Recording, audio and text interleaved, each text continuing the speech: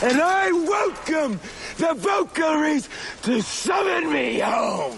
Vikings is one of the best shows in Netflix, not just because of its compelling narrative, but also because practically each scene is a treat for the senses, especially visually. It's clear as day that the graphics and visual effects teams that worked on the show deserve some serious praise. But for you to truly appreciate their work, we're going to show you what the Vikings actually looks like before the CGI is added. But first, a simple reminder on how to enter our brand new giveaway. We are giving away either an iPhone X Max, the new iPad mini, or a MacBook Pro. It's all your choice, so be sure to leave a like, comment the keyword, subscribe, and turn on notifications to enter the giveaway. It's really that simple. First, it's not that dark. The deep dark blue hue that gives the show its grim and gritty mood has become somewhat iconic for Vikings, but it's actually one of the last visual effects to be added in post. Naturally, most of the filming is done outdoors and in broad daylight, supplemented with artificial lighting, so of course it cannot be that naturally dark in any of those scenes, not even in the stormy sojourns across the scary ocean. And speaking of scary oceans, most vessel sequences were filmed in a swimming pool. Can you imagine how difficult it would have been to shoot boat scenes on the actual ocean? How about when wintertime rolls around and the sea becomes 10 times scarier? Well, thankfully technology has allowed the show to simulate all that through the power of green screens and water tanks. Head of production design Mark Garathy explains that the square shallow tank is filled with water, and then the Viking ship is controlled using hydraulic technology, creating the effect that it is being wildly thrashed around, while CGI is used to create storm sequences on top of a highly convincing backdrop of dark skies and fearful waves. That is made possible by a very large green screen, the largest in the country apparently, set up on the backlot somewhere between Kattegat and York. To top it all off, extra boats were added through CGI to make it look like entire fleets of Viking ships were traversing those dangerous and treacherous seas, instead of just a few ships, which would have made things a lot less interesting. The weapons are made from lightweight materials. If someone were hoping to raid the Vikings set or props warehouse, hoping to score some real-life weapons, they're down on their luck, because none of those things are what they appear to be on television. All the shields, swords, and axes are made of light materials instead of actual steel. There are some very good reasons for this, including safety considerations. Sure, all the actors undergo daily intense training in order to stay safe while filming fight scenes, but they are still bound to make some mistakes here and there. If the production used actual steel axes, it would be highly likely to see some heads roll for real. Instead, the show has a zero accident rate, thanks to the rigorous safety procedures and skilled stuntmen who work closely with actors to ensure that accidents don't happen. Fatigue is yet another factor that comes into consideration. Real metal would weigh around 5 times more than the materials used to create the show's weaponry, making it hard for actors to work with. If so, a few swings of the axe and the actors would be done for the day, and probably crawling in exhaustion at the end of each shoot. So what did they use to make those weapons, if not actual steel? Well, for the swords they used bamboo, while the shields, spearheads, and axes were handmade from rubber, and then hand-painted to achieve the metallic finish. Due to this, even the heaviest axe used in the set of Vikings weigh less than a kilo. No real-life arrows were harmed in the making of this show. While the production team got away with using lightweight materials for other weapons, flying arrows are simply a different monster. Even if they made those using bamboo or rubber, it still would have hurt anyone who gets hit when they all come raining down. So Vikings has a strict no flying arrows rule. Sure, you can spot some nimble arrows in close-up shots, such as when a character is seen carrying his bows, but the moment those arrows are fired in the air, CGI takes over. So in reality, the skies are mostly clear in the Vikings location sets. They've got fake blood by the bucket. Special effects expert Tom McKierney, the most overworked staff on the show, is also responsible for making stain-free blood spurt in a 6-foot arc every time someone loses life or limb in the show, which is quite often actually. He explains that they have made hundreds and thousands of liters of blood for the show, which means they had to develop techniques to allow them to meet deadlines. So, if you were thinking that all that blood was added by CGI, you couldn't be more wrong. The actors literally had to endure being covered in blood, or even walking through puddles of fake blood to make gory scenes highly believable. McKierney explained, "We have to make approximately 10 50-liter barrels of blood for every battle scene, and the challenge was to make something that doesn't stain cosmetics costumes or the actor's skin. We've invented a new type of blood made of sugar syrup and food coloring that washes out. Actors doing actual Viking work. Despite the obvious need for obvious CGI and visual manipulation through editing, the creators of Vikings employed stunning physical effects every time they could in order to keep things real. For instance, some of the heavy lifting was truly done by the actors. In episode 9 of season 4, Ragnar and his band of pillaging pals are seen hauling a Viking ship up a cliff. You might think this is one of those scenes that was heavily edited and boosted by CGI, but it was actually pure grit and hard work that pulled that ship up from the water. They went with the old heave-ho method because, as mentioned earlier, the producers didn't want to rely too much on CGI to do things that can be done authentically. The ensemble was replicated through CGI, but they still did most of the work. The cast members actually fight, row boats, and ride horses whenever the script demands them to do so. The only time CGI comes into play is when those actors have to be copied and multiplied a few dozen times over, so it seems that there are more fighters than there are actual actors. Don't get us wrong though, the showrunners didn't simply skimp on paying actual people to do those fringe roles, but even after they hired hundreds of actors for large fight scenes, it still wasn't enough to achieve the visual effect of having thousands and even millions of warriors battling it out in the open field. So before the CGI is added, the crowd of Vikings and other warriors looks significantly thinner than we see in the actual show. The villages were partly built and partly engineered by computers. The shooting locations in Ireland and Canada were indeed breathtaking, but they don't really scream ancient Scandinavian lands which the Vikings existed in. So the showrunners had to augment the beautiful landscape by building several houses and actual villages, and only adding some elements through CGI, including the castles and Nordic mountains. In the episode where the Vikings descend on Paris, the set that was used took up an astounding 13,800 square feet of sprawling land. Very minimal CGI was used for this particular scene, and hundreds of crew members and extras actually got in front of the camera to battle it out. CGI was only used to add some special effects to improve the overall mood of the scene. The tattoos were actually imprinted on the actor's skin. Don't worry, that doesn't mean the skin of Alexander Ludwig is now covered in tattoos in real life. You see, while working on the Tudors, Macronate discovered a clever technique to cover a man's body with tattoos that are neither too permanent nor too temporary, that a simple fight scene could erase them right off. He said, "We developed a tattoo paper much like a transfer. It's actually made in the west of Ireland, and we print it onto decal paper and then use sterilized water to apply the designs to the skin. Removing it is pretty easy too, as we have a special gel which goes on the skin first and dissolves the adhesive in the tattoo, allowing us to get the actor out faster." But despite this ingenious shortcut, the prosthetics master reveals it can still be an arduous process to do all this without CGI. He explained, "We've developed tips and tricks to help us get the actors in and out within a reasonable time frame, but sometimes the days can be long. We have a new character that has just joined the show. She's a warrior queen, shield maiden, and is covered from head to toe in tattoos. As you can imagine, it can take a while to get the symmetry of her tattoos correct, and then removing them all at the end of the day. But if you think the main actors already have it rough for having to put on and take out tattoos from their skin day in and day out, you're clearly forgetting about the stuntmen who were actually set on fire for the production of Vikings. Still, in that legendary Paris episode, viewers were shocked to behold an ambitious TV spectacle. According to The Hollywood Reporter, 12 stuntmen were actually set on fire for the big pillaging scene. For their safety, over 150 gallons of fire gel were used, so they wouldn't sustain any damages. Of course, there was CGI involved in making things more believable, but over 200 stuntmen and women were employed to work on that single episode alone. To heighten the drama, there were over 80 high falls from walls and towers. The entire episode employed over 500 extras who had to do some serious stunt work before the CGI could even begin to help them. Oh, and did we mention Travis Fimmel worked with actual snakes for Ragnar's final appearance in the show ever? Yup, those hissing menaces were not CGI either. Fimmel needed to be extremely close to actual live snakes in a pit for the scene, and he reveals he found himself covered in snake poop and dealing with some non-fatal snake bites when they finally called for backup. So, Vikings before the CGI, probably a lot brighter and less crowded, but nevertheless, every bit as badass as we see it on screen.